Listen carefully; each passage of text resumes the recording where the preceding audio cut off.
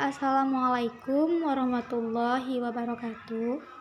Introduce. My name is Muspita Orabi Arabila Dwita.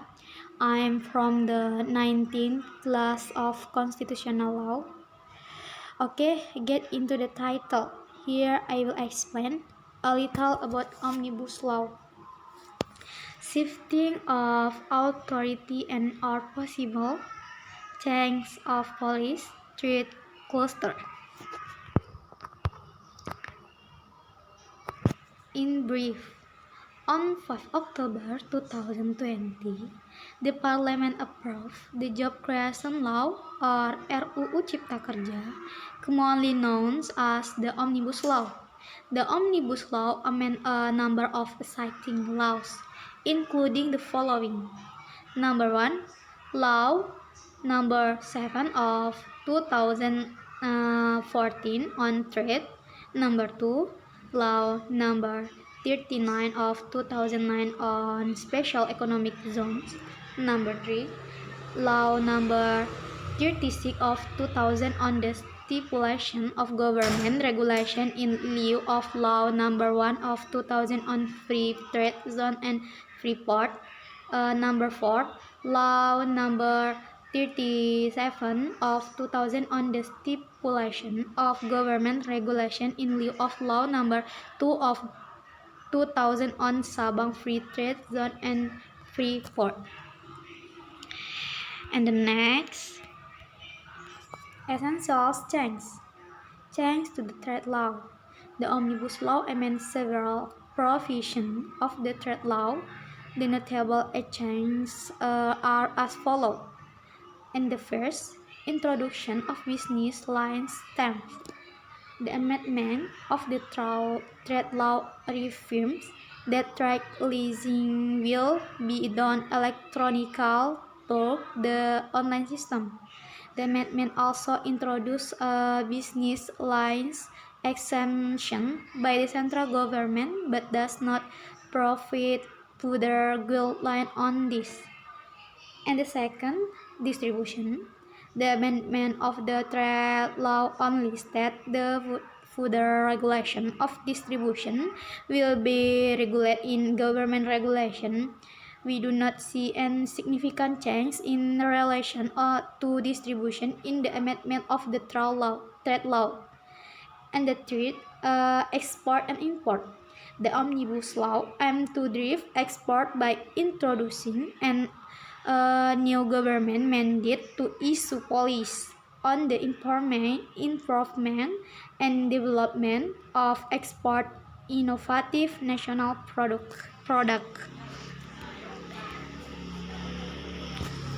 Further, the trade law has been amended to mention that there will be further provision or determination on use import goods that should be regulated in government regulation. Not in theory, all import goods must be in the condition or unless regulated otherwise.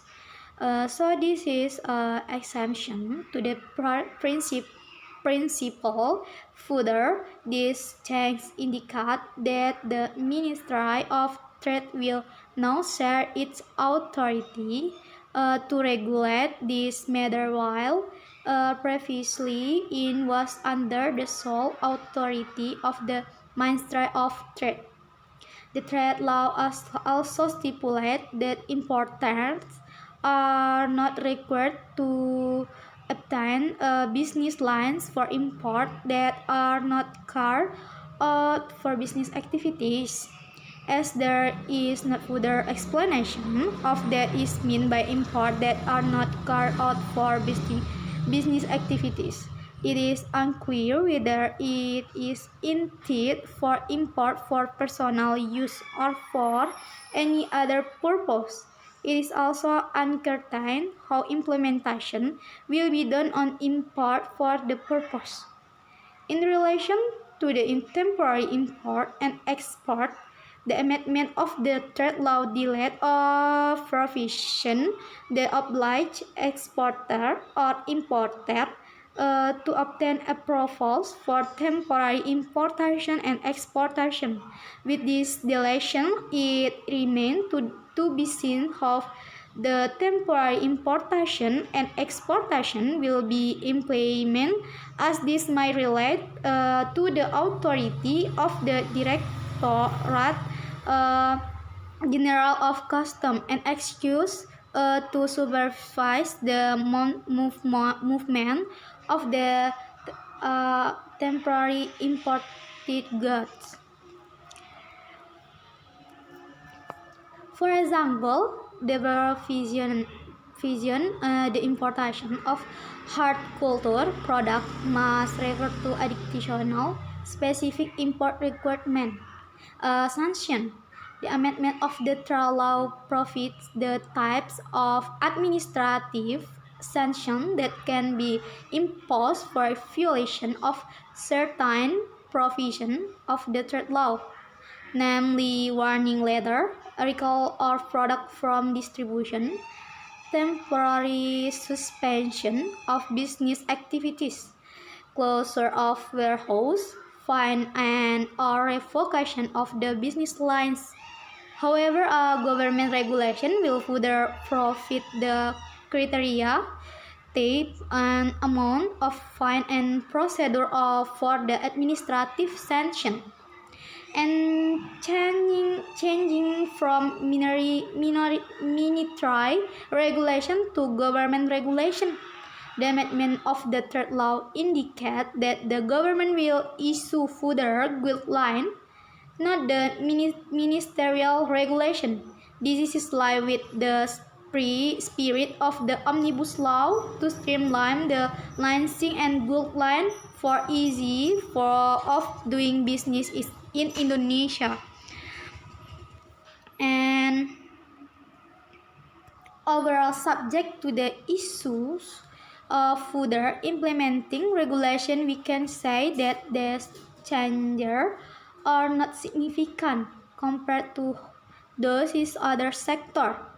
The amendment does not include specific proposal to liberalize investment in the trading sector.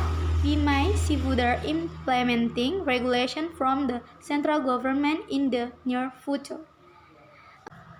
Change to special economic zones. The SEZ law is meant to provide more business opportunities and incentives in the special economic zone.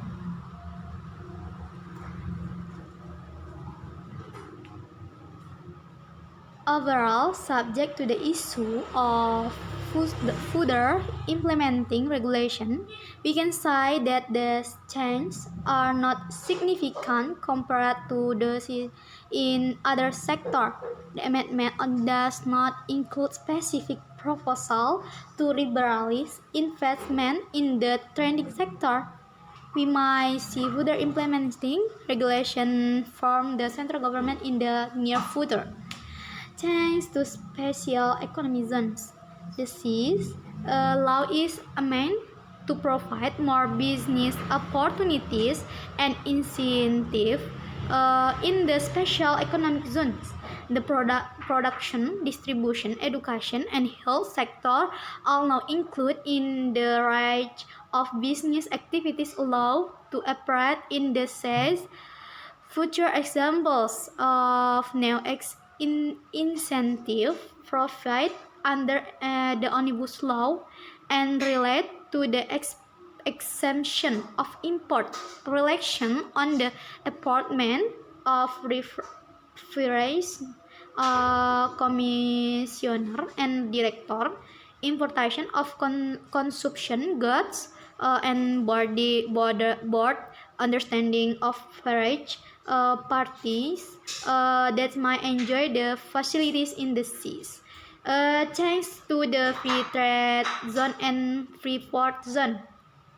The Omnibus Law deleted some specific provision on free trade zone and free port zone authorized body, and stipulates that their authorities will be regulated under government regulation. And thanks to Sabah Free Trade Zone and Free Port Authority, there is not significant change to Law 37. The amendment only stipulate that the provision on exercise exemption facilities should be in accordance with prevailing law and regulation. Implementing regulation. The Omnibus Law provides that the relevant implementing regulation, including government regulation, must be issued at the late 3 months after the announcement of the Omnibus Law. And the next positive impact Omnibus Law. Dividends are not dividends type. Objects are part of the company profit share with shareholder. This division is usually decided in the general meeting of shareholder. And negative impact Omnibus Law. Workers are threatened with not receiving severance pay. TKA is easier to enter RE. The maximum 3 years limit for contract employees is removed. Additional overtime, hours, and long leave are gone, and no more UMK. The citing implementing regulation of the third law, sixth law, Law 36 and Law 37 remain effective to the extent they do not contradict the provision under the Omnibus Law. Thus, implementing regulation must be harmonized with the provision under the Omnibus Law at the there 3 months after the announcement of the Omnibus Law. That's all I can explain. Sorry if there is an error in the delivery. I'm Smita Orabi Erabila Dwita. Thank you. Assalamualaikum warahmatullahi wabarakatuh.